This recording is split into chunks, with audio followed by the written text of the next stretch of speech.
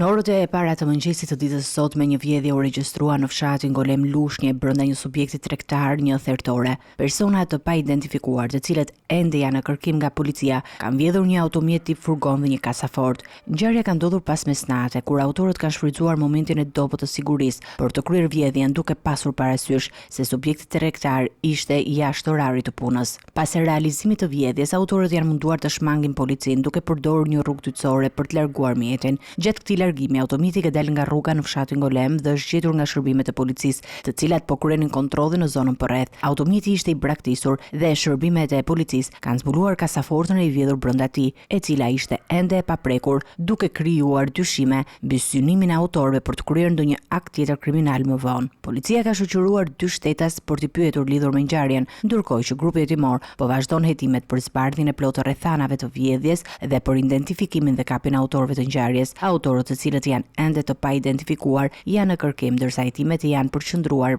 në çdo informacion që mund të ndihmojë në zbardhjen e krimit. Policia ka kërkuar gjithashtu edhe ndihmën e qytetarëve për çdo informacion që mund të ndihmojnë në kapjen e autorëve.